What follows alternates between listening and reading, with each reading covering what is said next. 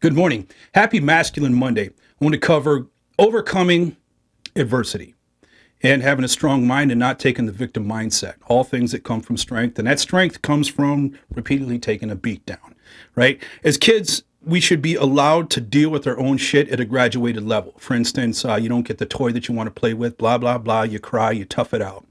You don't want to eat your fish sticks, blah, blah, blah. You cry, you tough it out.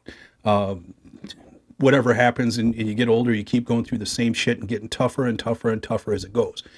Now we got too many people with the victim mindset that easily just claim victim. Now, if you're weak-minded, thin-skinned is what you want to call it, you're going to be offended by little crap. And that's the weak mindset. Oh my God, I'm a victim. I'm so hurt. Let's talk about what happened in the grocery store, right? They took away the Indian from Land O'Lakes, butter, milk, dairy. They took away Aunt Jemima, Uncle Ben's. And it was all because people were offended, right? Or we take away, the Redskins mascot. Why not change it to a fucking potato? Okay? Just Redskin potatoes. There we go. We got it. Okay, just change the picture because people are offended by the goddamn picture. Okay, it upsets me. I'm trying to say, okay, here's a good example of masculinity is to not get pissed off or offended by simple shit. Well, this frustrates the crap out of me because it's a sign of weakness in society. Right? So I do get a little frustrated when I see these examples. And the whole idea was, oh, it's racist, right? Okay, well, here's a thought I had. Again, at 3:30 in the morning, right? Some rich, racist white dude is behind the curtain laughing his ass off because he got you people to pull out all the ethnicity from the grocery store, but leave the white people. Fucking Lucky Charms, right? Look, there's so many examples where as long as the picture of the person on the box or the carton or the jug is white, not a problem. So you guys got offended and successfully evacuated all the ethnicity out of the grocery store because you were offended. But now look, now you're going to talk about equality when it's all white people in the grocery store? That's a load of crap. But see, that's what happens when you're easily offended, right? It's just, it's crazy. Overcoming adversity, it's not just overcoming the sense of being offended over small shit, right? Dealing with big problems in your life, right?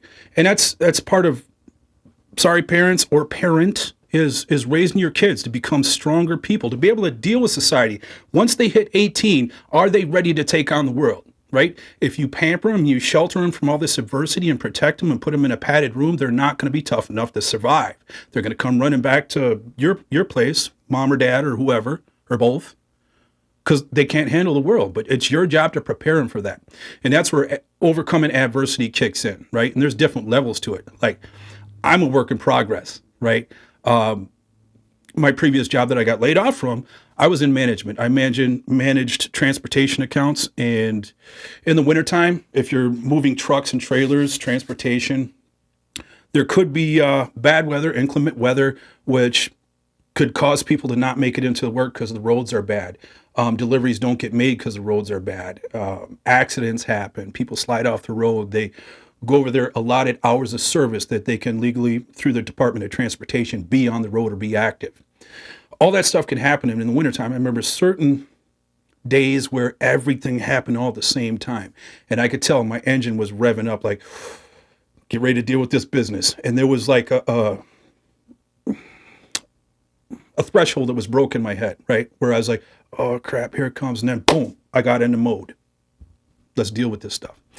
That didn't happen overnight. In fact, it took a long time for that to happen. I just started to notice it over the last couple of years where things start to heat up. I hit that threshold and I go into gear, which means I get into crisis mode, management mode. I had a prime example, a role model at my most previous job, my operations leader at the time.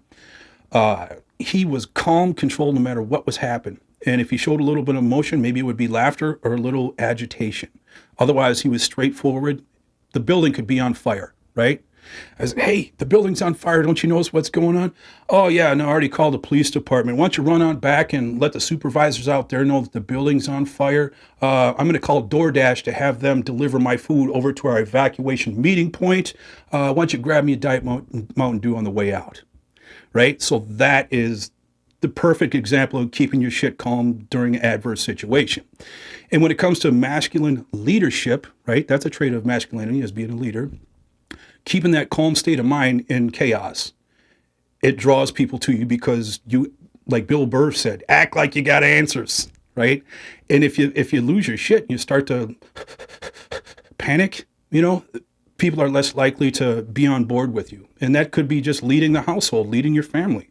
If you lose your cool, you lose control. That's the way it is. Keep your control, overcome adversity, and you don't get there overnight. It comes from dealing with crap over and over and over again. For instance, my operations manager before, when I would watch him, the way he operates, the thought pops in my head is, this guy must have been through a lot of shit to keep calm during this situation. And that's a role model, a masculine role model. And we need to look for people like this in our lives and identify them and keep an eye on them. I've had different managers or operations leaders that I've worked for, or managers throughout my career. Some were an example of what not to do. Exactly.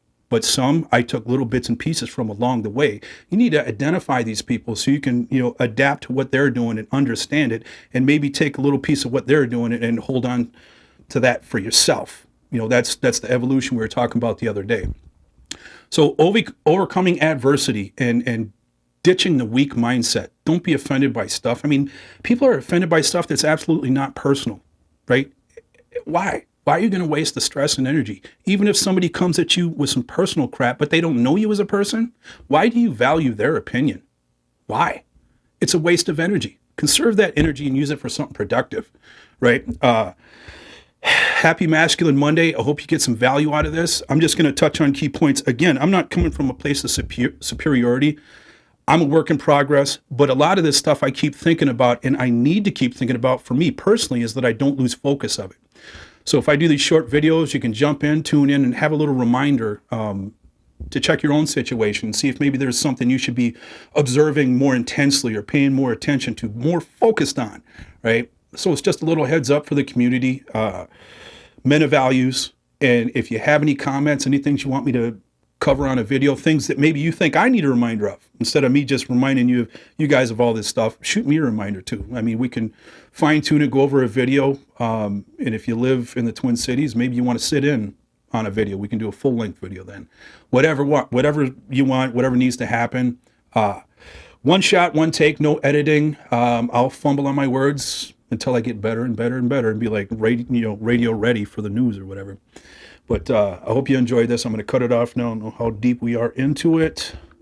Remote control set up on my phone. Remote control.